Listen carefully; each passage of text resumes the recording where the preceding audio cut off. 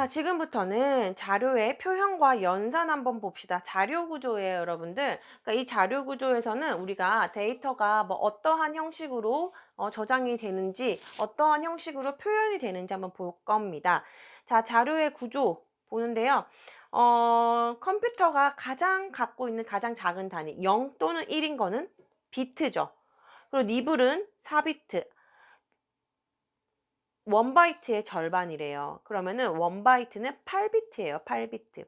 그러니까 하나의 의미를 가지려고 하면은 하나의 문자나 수, 0과 1은 예, 아니요 뿐이에요. 근데 하나의 의미를 가지려고 하면은 1바이트, 8개의 비트로 구성이 되어야 합니다.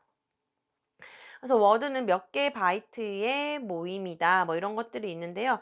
워드를 묻기도 하는데 이따 요까지 뭔지는 알아두시고 그 다음에 문제는 보통 이렇게 나왔어요. 이게 바로 되어 있는 거는 뭐 크기의 순서대로 나타나 있는 거는 하게 이렇게 문제가 나왔었어요. 그 다음에 자료의 표현 방식인데 자료는요, 여러분 많이 들어봤을 거예요. 뭐 이진화 십진수 BCD 코드이다, 뭐 가중치 코드다, 841 코드다 하는데 이거를 여러분들이 지금 구분하기가 문제를 통해서 구분하는 게 훨씬 나을 거예요. 그래서 일단은 그레이 코드는 변환하는 게 나와요. 변환 문제가 나오기 때문에 여러분들이 요거는 한번 봐두면 좋고, 보통 우리 아스키 코드 많이 쓰죠. 그리고 해밍 코드라는 것도 있고 페리티 하는 게 있는데, 해밍 코드는 보세요. 오류 검출 및 정정이 가능한데 페리티는요, 여러분들 차이점을 물어봐요. 페리티 코드는요, 정정이 불가능해요. 근데 해밍 코드는 정정이 가능해요. 이 차이가 있습니다. 그래서 페리티를 포함을 하냐 안 하느냐에 따라서 숫자가 좀 다르거든요. 그래서 그것도 같이 봐둬야 되는데 문제가 나오면 선생님이 풀어줄게요. 자, 그 다음에 내부적 표현 방식, 뭐 고정 소수점 방식, 부동 소수점 방식 이런 것들이 있는데, 이거는 이런 게 있구나. 한번 읽어는 보세요. 문제가 나오긴 나와요. 근데 이거를 고정 소수점 방식이 무엇이냐, 부동 소수점 방식이 무엇이냐 이렇게 나오지는 않아요. 고정 소수점은 부호랑 정수부가 이렇게 표현이 되어 있는데, 부동이 보통은요 앞에는 부호 비트죠. 0과 1이에요. 여기는 원비트이기 때문에 0과 1만 나와요. 이거는 양수이면 0이고 음수이면 1이에요. 그쵸? 그래서 지수부와 가수부로 나타낼 수가 있고, 고정 소수점은 정수부밖에 표현을 할 수가 없습니다. 그래서 여기도 똑같아요. 부호부는 0과 1로만 표현이 되고 얘도 0과 1로만 표현이 되는 거예요. 그거 말고는 없습니다. 자, 그 다음에 이진수의 연산이 나오는데, 여러분들 이진수는 0과 1만을 사용을 해요. 그래서 0이랑 0을 더하면 0이고 0이랑 1을 더하면 1이고 1과 1을 더해도 1이에요. 맞죠? 그래서 이거를 뭐 올림, 캐리니, 바로우니 이런 것들이 있는데, 이건 여러분들 지금 아는 그 상식 수준에서 하고 넘어갑시다. 자, 그 다음에 진수 변환. 이건 반드시 봐두세요.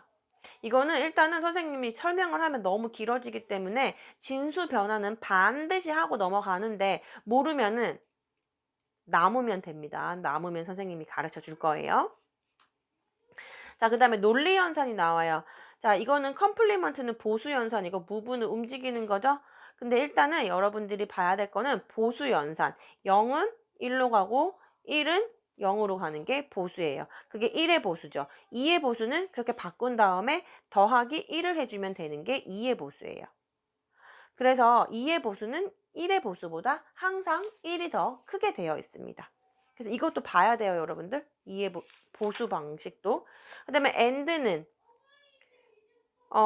특정 비트는 삭제하고 나머지 비트는 사용하기 위해 대해서 연산이고, 오화는 뭐 이렇게 된다라고 하는데요. 자, Shift, Rotate 뭐 이런 것들이 있네요.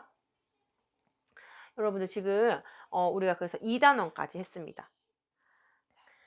자, 이 과목의 세 번째 단원이에요. 소프트웨어 일반이라는 단원인데, 소프트웨어는 이제 프로그래밍을 하는 내용입니다. 그러나 사실은 프로그래밍 내용이 그렇게 많이 나오지는 않아요. 차라리 C 언어를 내서 이 C 언어의 결과값, 프린트F 값이 무엇이냐, 결과값이 무엇이냐라는 것들이 있는데 이렇게 너무 이론적인 거는 묻지 않는 것 같아요. 그래서 선생님이 그거는 예제를 따로 뽑아서 볼게요. 아니면은 한두 문제가 나오기 때문에 우리 시원하게 포기해도 상관없습니다.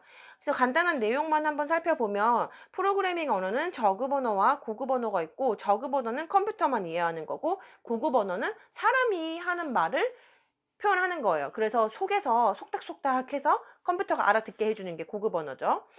그래서 우리는 보통 학교에서 배우는 건 C 언어예요. 여러분들은 학교에서 C 언어를 배웠습니다.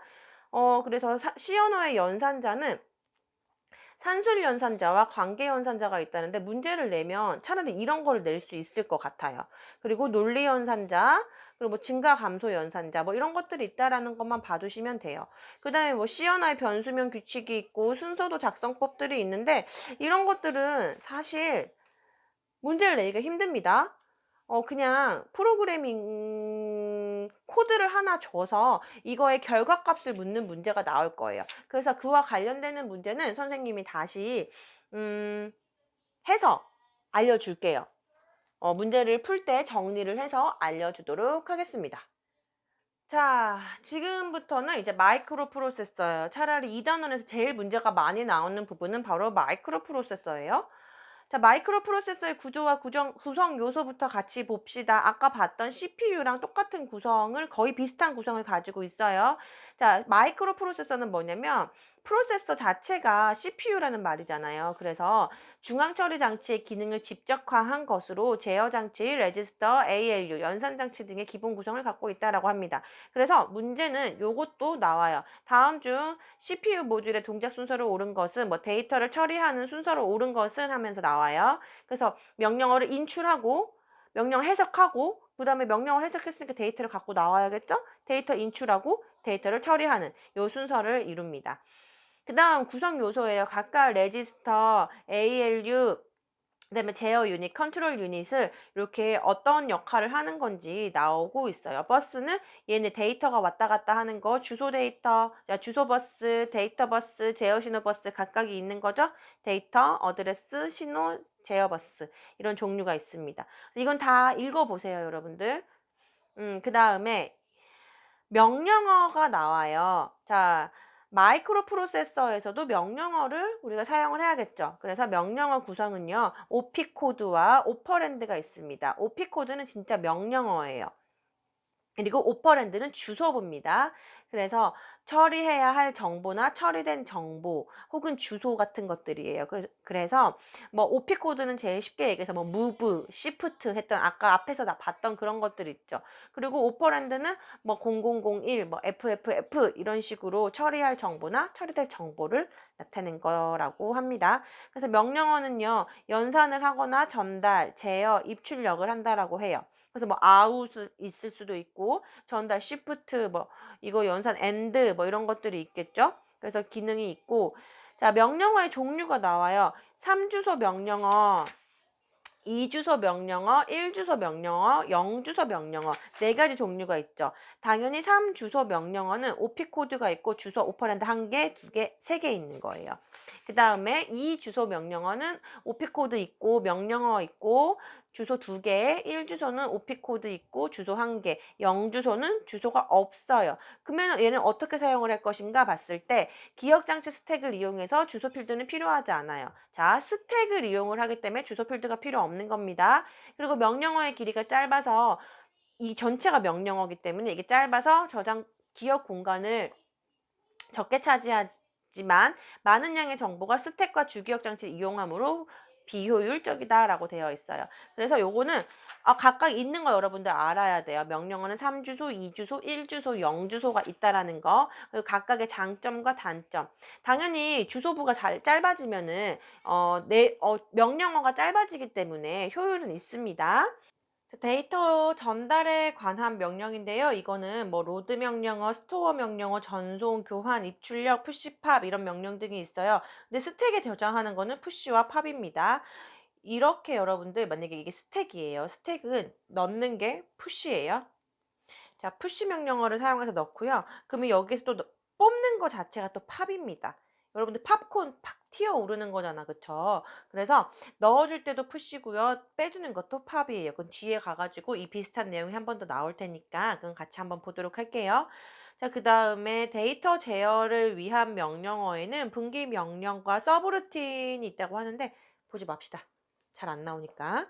자, 그 다음에 주소 지정 방식 한번 볼게요. 이거 좀 많이 나오죠? 그리고 외워야 할 것들이 여러분들 좀 있는데요. 이 주소 지정 방식은 즉시 주소 지정 방식, 직접 주소 지정 방식, 간접 주소, 그 레지스터 주소 지정, 묵시적 주소, 그다음에 페이지 주소 지정 방식, 상대 주소 지정 방식, 인덱스 주소 지정 방식이 있습니다. 참 많은데요, 여러분들. 이거를 문제에서 물어요. 다음 상대 주소 지정 방식으로 지정이 된 명령어를 찾아라. 뭐 이런 것들을 이렇게 문제가 나와요. 그러면은 여러분들이 기억을 해줘야 되는 거는 OP 코드가 있었죠, 이렇게. 여기가 OP 코드였고 오퍼랜드였어요. 이게 OP 코드고 오퍼랜드예요.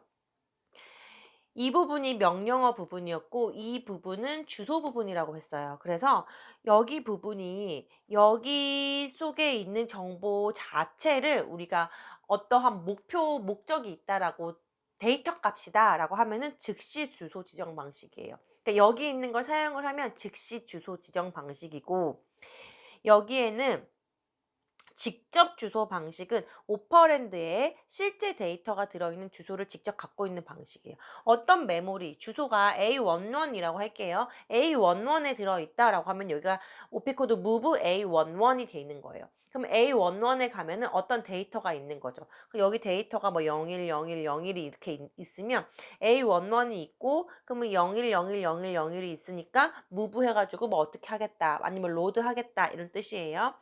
자, 간접 주소 지정 방식은 명령어 내의 주소부에 실제 데이터가 저장된 주소를 가진 기억 장소의 주소를 그러니까 쉽게 선생님이 수업할 때 이렇게 보통 여러분들한테 설명을 많이 하는데 어떤 여고에 예쁜 여학생이 있어요. 전화번호를 알고 싶어. 근데 여러분들이 직접 가가지고 전화번호를 물어갖고 알아낼 것인지 아니면은 친구한테 부탁을 해가지고 전화번호를 알아낼 것인지 그것도 아니면 SNS를 타고 가서 알아낼 것인지 다양한 방법이 있겠죠. 그래서 즉시 주소 지정 방식 여기 안에 벌써 번호가 있는 거예요, 여러분들. 그렇고 직접 주소 지정 방식은 내가 가서 알아내는 거지. 내가 얘한테 가가지고 전화번호를 알아내는 거고 간접 주소 지정 방식은 내 친구한테 시켜가지고 친구가 알아내갖고 오는 거예요. 그런 식의 간접 주소 방식 이런 게 있습니다. 근데 제일 많이 나오는 거는 여러분들 간접 주소나 직접 주소나 상대 주소가 되게 많이 나와요. 문제에서 물어보는 내용에서는. 그래서 이거 한번 다 읽어보는데 문제를 풀어보면서 여러분들이 어떤 것들이 많이 나오는구나 하는 내용들은 여러분들이 스스로 파악을 하는 것이 좋을 것 같습니다. 그래서 요거는 읽어보고 상대 주소 지정 방식은 보세요. 프로그램 카운터가 아까 있었죠. PC였어요. 거기가 ALU에 들어있었는데 프로그램 카운터가 명령의 주소 부분과 더해져서 유효 주소가 결정되는 방식으로 명령의 주소 부분은 보통 부호를 포함한 수이며 음수, 양수 둘 다 될 수 있다. 그러니까 여러분들 이게 무슨 말이냐면요. PC가 프로그램 카운터였잖아요. 몇 번째에 실행이 될 것인지 프로그램의 순서를 저장해 놓는 게 PC였는데 그거랑 이거랑 약간 암호화해가지고 나타내는 거예요. 그래서 상대 주소 지정 방식도 있다는 거. 그래서 프로그램 카운터와 함께 사용을 해서 주소를 지정한다는 거 기억해 두세요. 자, 넘어가겠습니다. 자, 서브루틴과 스택인데요. 선생님이 아까 푸시와 팝 한 번 더 본다라고 했었죠? 자, 한번 볼게요. 자, 서브루틴과 푸시, 스택은 다 봐둬야 하는 내용이에요. 자, 서브루틴은 프로그램 가운데 하나 이상의 장소에서 필요할 때마다 데프에 사용할 수 있도록 부분적으로 프로그램 실행 후에는 메인 루틴이 호출한 장소로 되돌아간다 라고 되어 있어요. 그러니까 쉽게 얘기해서 여러분들이 맨날 찾아가는 사이트가 있다고 칩시다. 그래서 인터넷 켰어요. 익스플로러로. 그렇게 했는데 매일매일 그 사이트에 가서 확인을 하고 싶어. 그러면은 즐겨찾기 걸어놓죠. 그 서브루틴이 되는 거예요. 그래서 즐겨찾기를 통해서 여러분들이 거기 들어가잖아요. 짧게 바로바로 들어갈 수 있도록 표시를 해 놓는 거예요. 선생님도 지금 여기 보면 막 붙여 놨죠. 이렇게 바로바로 찾을 수 있게 서브 루틴이라고 할 수 있는 거죠. 루틴이라는 거 자체가 여러분들 하나의 과정, 하나의 뭐 지름길 이렇게 표현을 할 수가 있는데 숏컷이긴 하지만 그래서 하나의 방식, 과정이에요. 그래서 루틴이 호출한 장소로 돌아갈 수 있는 거예요. 자주 가는 길에서. 그래서 되돌아갈 복귀 주소를 저장해 놓아야 하는데 이때 사용하는 것은 스택이에요. 그 주소는 스택에 즐겨찾기에 우리가 저장을 해 놓죠. 그래서 독립적으로 쓰는 일은 없고 메인 루틴과 결합하여 기능을 수행한다라고 합니다. 그러면 여기서 말하는 스택은 무엇인가요? 라고 했을 때 스택은 데이터의 입출력이 한쪽으로만 접근할 수 있는 자료 구조입니다. 그래서 이쪽으로만 들어가고 이쪽으로만 나올 수 있는 거예요. 한쪽으로만 접근할 수 있는 자료 구조고요. 여기에서 스택에서 가장 나중에 들어간 데이터가 가장 먼저 나와요. 왜냐면 봐봐요, 여러분들. 넣어요. 첫 번째 쌓였죠? 두 번째 쌓여요. 세 번째 쌓여요. 네 번째 쌓여요. 근데 구멍은 한 개뿐이밖에 없어요. 그럼 일로 못 나오죠. 위로 나와야 돼요. 그럼 4번이 다시 나오는 거예요. 그래서 리포 구조를 가지고 있습니다.